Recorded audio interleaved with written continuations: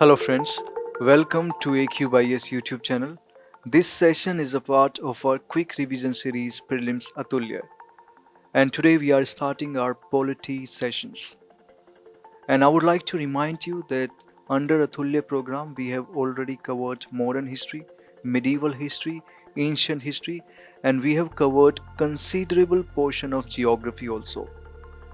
So before we get into the constitution, we would like to help you understand the rationale behind some important concepts of Indian polity.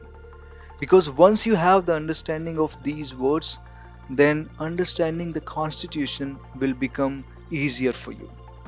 So first we'll start with the word power. Now, power means the capacity to influence others.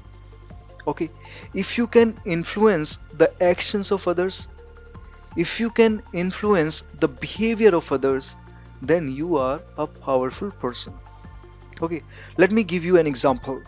If I ask you to reach certain place for the protest, you won't listen to me. But if Modi had asked you to reach certain place, then probably you'll reach. Okay, you'll go there. Why? Because Prime Minister Modi has asked you. Because he is a powerful person. Okay, so power means the capacity to influence the actions and behavior of others. Okay, now when this power is backed by some law, okay, when this power is backed by some rules, then it is an authority. It is a legitimate power. Okay, you have to understand, you have the power and it is sanctioned by some law, then it is a legitimate power, it is an authority. Now suppose you have a charismatic personality, you have an attractive way of speaking, you have an attractive way of convincing, and you can influence the actions of others, you can influence the behavior of others, but there is no legal authority behind your power, then you are a powerful person, but this power is charismatic power. Okay, so power is there only because of your charisma, not because of the authority, not because of the law, not because of the rules.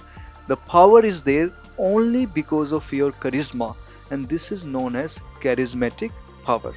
Okay, so I hope you would have understood the meaning of the word power. Now let's talk about the concept of equality.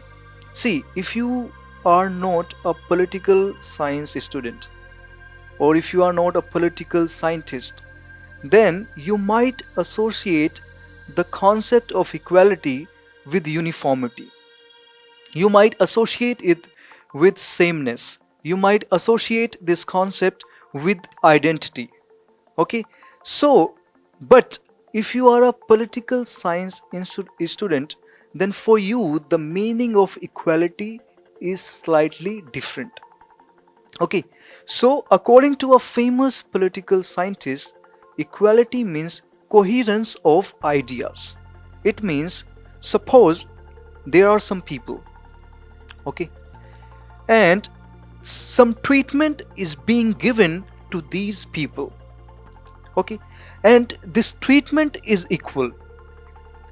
Okay, so same kind of privileges are being rendered. Okay, so there is an absence of special privileges. So when there is an absence of special privileges, then I can say that principle of equality is being followed. Okay, but there is this one person A. This person is saying that I deserve special privilege. Okay, so this person has advanced an argument.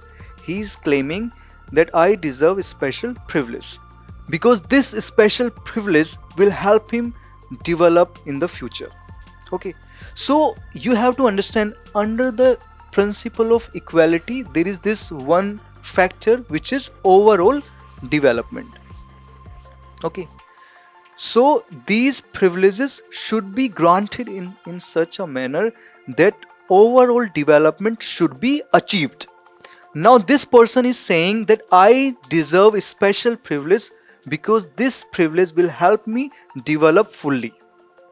If this claim is valid, then a special privilege can be given.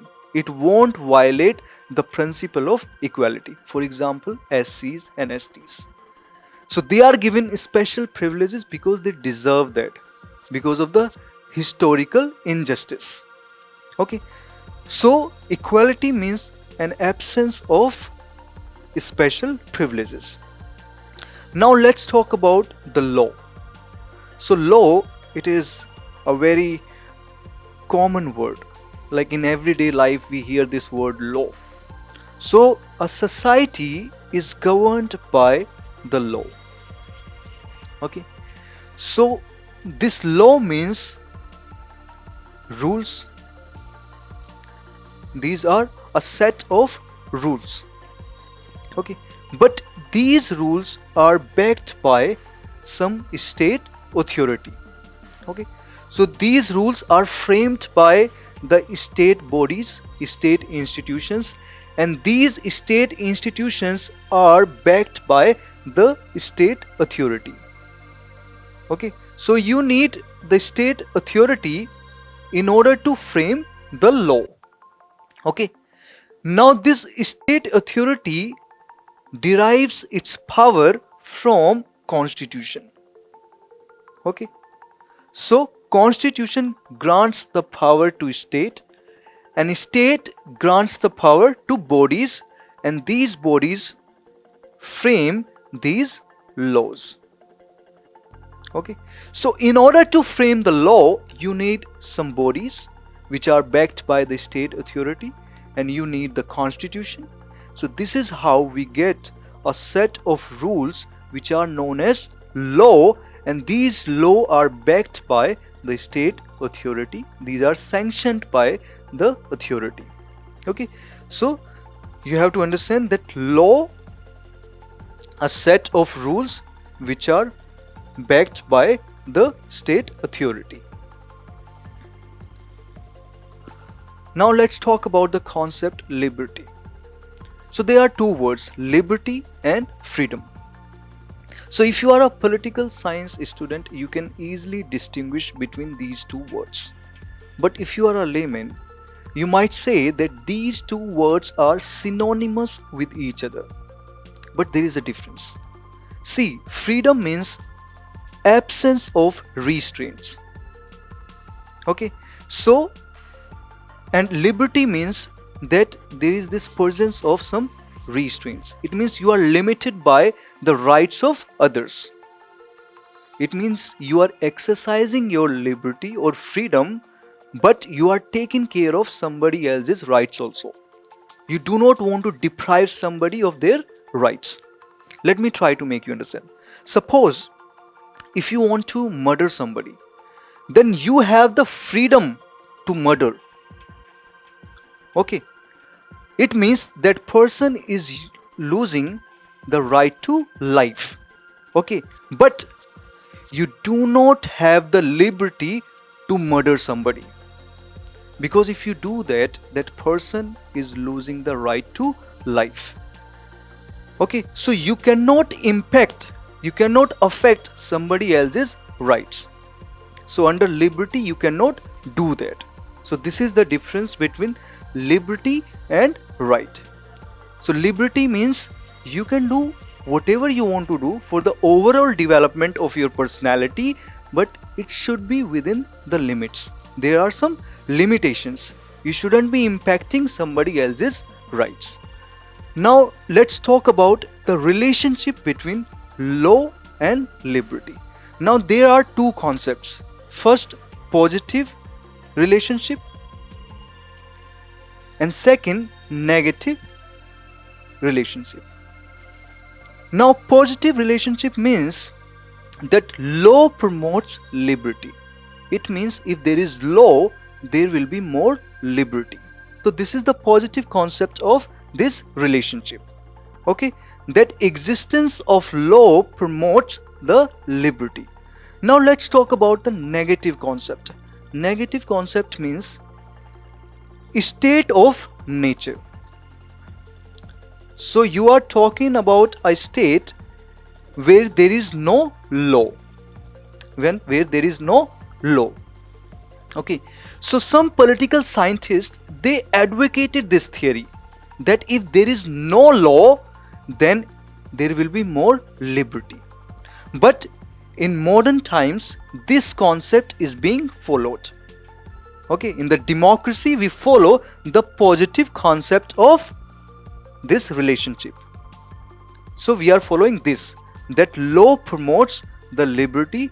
The presence of law is requisite for the liberty, not the negative concept. Okay, now let's talk about justice. See, understanding justice very easy. Justice means that you want to ensure that no discrimination is there in the society. Even in the preamble of our constitution, we have social justice, economic justice, political justice. Okay, so in a society, justice is very important. This is the objective of every society. Okay, that there should not be any discrimination, there should be equality, there should be absence of evil practices. So if all these things are there in the society, it means we have achieved the principle of justice. In fact, you might have seen when people protest, they say, we want justice. Okay, it means they want the eradication of discrimination from the society. Okay, so there is some mismatch, and that mismatch needs to be balanced. That discrimination needs to be removed. That is when we can achieve this principle of justice. So it's a very simple concept.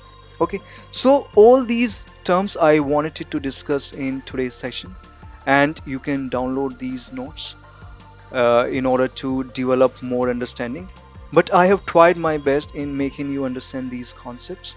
And if you have liked our initiative, you can subscribe our YouTube channel for more such videos. You can subscribe our social media platforms for daily current affairs content. So that's all for today's session. I'll see you in the next session soon. Bye bye.